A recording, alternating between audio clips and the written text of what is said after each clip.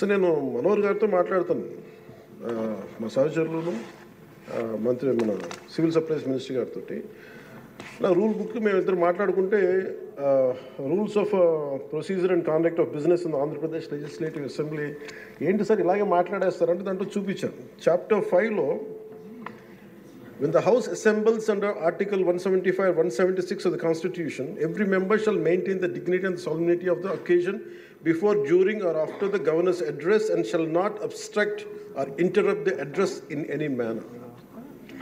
Maintenance of dignity and solemnity at Governor's address అనేది చాలా స్పష్టంగా ఈ రూల్ బుక్లో ఉంటే మనమే రూల్స్ని ఇంప్లిమెంట్ చేయాల్సిన వాళ్ళం. వారికి సంఖ్యాబలం ఉందా లేదా పక్కన పెడితే every member of this house has a responsibility to follow the rules. మనమే కనుక ఆ రూల్స్ని బ్రేక్ చేస్తే ఇంక మన ప్రజలకి కానీ చూసే వాళ్ళకి ఏం చెప్తాం? నాకు చాలా కాలం క్రితం నేను అప్పుడప్పుడు మనోహర్ గారిని అడుగుతూ ఉంటాను, సార్ అసెంబ్లీలో ఇక్కడ ఏమి గొడవలు జరిగినా ఎందుకు కేసులు పడవని, ఇక్కడ ఏమి మీకు కొట్టుకో, ఇది నేను నాకు చాలా కామన్ మ్యాన్ ఒక ఇష్యూ, ఒక ఇంక్విజిటివ్నెస్.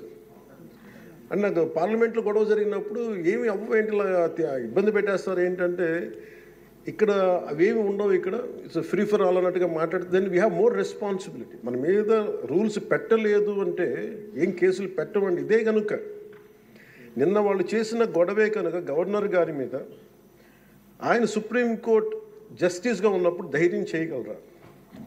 కళ్ళల్లో చూడగలరా?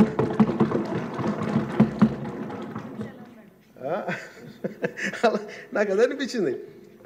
అంటే గౌరవించాల్సింది పోయి ఈ విధానం ఏంటనిపించింది. నిన్న టీవీ వాళ్ళని అడిగారు, మీరు వీళ్ళ వైసీపీ నాయకులు ఇలా మాట్లాడారు కదా, మీ ఇది ఏంటి అని. YCP synonym for ruckus. అంటే గొడవకు కానీ బూతులు కానీ వాళ్ళు పర్యాయ పదం అయిపోయారు.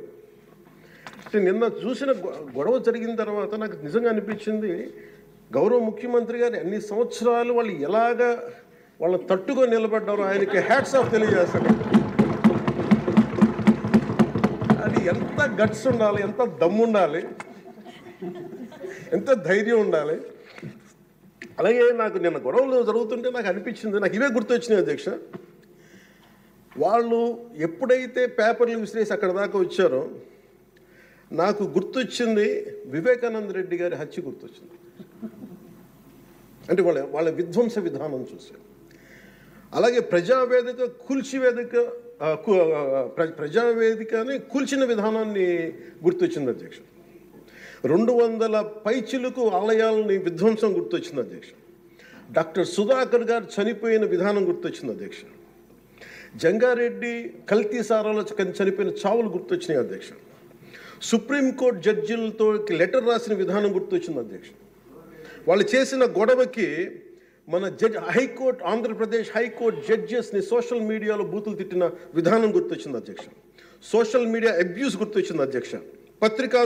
పత్రికాధిపతులపై దాడులు గుర్తొచ్చినాయి అధ్యక్ష. రివర్స్ టెండరింగ్ గుర్తొచ్చింది అధ్యక్ష.